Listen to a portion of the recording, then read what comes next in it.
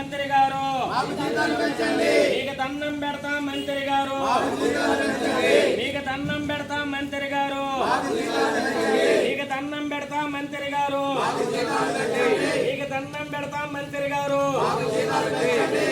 జీతాలు కనీస వేతనం 26,000 ఇవ్వాలని, వాళ్ళకి ఉద్యోగ భద్రత కల్పించాలని, వాళ్ళకి సంక్షేమ పథకాలు అంటే అట్ట గవర్నమెంట్ ఉద్యోగస్తులే కాదు, ఇట్ట ప్రైవేటు ఉద్యోగస్తులే కాదు, కానప్పుడు వాళ్ళకి సంక్షేమ పథకాలు కాడకు వచ్చేటప్పటికి మీరు ప్రభుత్వ ఉద్యోగస్తులు అంటున్నారు, జీతం కాడకు వచ్చేటప్పటికి మీరు ప్రైవేటు ఉద్యోగస్తులు అంటున్నారు.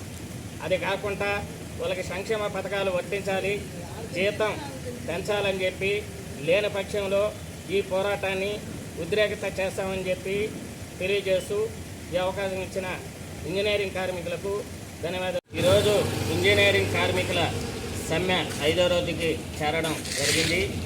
ఈ సందర్భంగా ఇంజనీరింగ్ కార్మికులు గత వైసీపీ ప్రభుత్వంలో సమ్మె నిర్వహించే సందర్భంలో టీడీపీ నాయకులైతేనేమి, లోకేష్ బాబు, మన చంద్రబాబు గారు అందరూ శిబిరం వద్దకు వచ్చి ఇంజనీరింగ్ కార్మికుల సమస్యలను మమ్మల్ని గెలిపించండి, మీ సమస్యలన్నీ పరిష్కరించానని ఆ రోజు వాగ్దానం చేశారు. ఈరోజు అధికారానికి వచ్చినా కూడా ఇంజనీరింగ్ కార్మికుల సమస్యలను పట్టించుకోకపోవడం. Complex Naidupeta municipality engineering section Srinivas మాట్లాడుతున్నాము. ఈరోజు 5వ రోజు సమ్మెకి ఈరోజు కూర్చొని మేము మోకాళ్ళ మీద నిరసన తెలుపుతున్నాం. ఎందుకు తెలుపుతున్నాం అంటే ఈరోజు మాకు చాలని జీతాలతో కుటుంబాలు గడవని పరిస్థితుల్లో, బిడ్డలని చదివించుకోలేని స్థితుల్లో, బిడ్డలని ఫీజులు కట్టలేని స్థితిలో ఈరోజు ఇంజనీరింగ్ సెక్షన్ డిపార్ట్మెంట్ కావచ్చు, ఎలక్ట్రిషియన్ డిపార్ట్మెంట్ కావచ్చు, ఈరోజు మేము జీవిస్తున్నాం. దయచేసి కూటమి ప్రభుత్వము మా మీద కరుణించి సంక్షేమ పథకాల్లో అమలు చేయాలి. మాకు చాలని జీతాల్లో గడుపుతున్న మా జీవితాలని కనీస వేతనం 26,000 చేయమని మిమ్మల్ని మేము కోరుతున్నాము. అదేవిధంగా పోయిన గవర్నమెంట్లో హైకోర్టు సమాన పనికి సమాన వేతనం అని ప్రకటించింది, జీవోలు విడుదల చేసింది. కానీ ఆ జీవోలు కాగితాలకే పరిమితమైనవి. కానీ ఈరోజు మేము దయచేసి మిమ్మల్ని కోరుతున్నాము, ప్రాధాయపడుతున్నాము. మీరు మా ఎడల మా సమస్యల్ని, ఇంజనీరింగ్ సెక్షన్ సమస్యల్ని కనీస వేతనం 26,000 రూపాయలని చేయమని కూటమి ప్రభుత్వాన్ని మేము కోరుతున్నాము, అధికారులు మేము కోరుతున్నాము. ఇంకా అనేక పరిస్థితులు కొట్టుమిట్టాడుతున్నాం. సాలని జీతాలతో కుటుంబాలు గడవలేని స్థితిలో, బిడ్డల్ని చదివించుకోలేని స్థితిలో ఉన్నాం.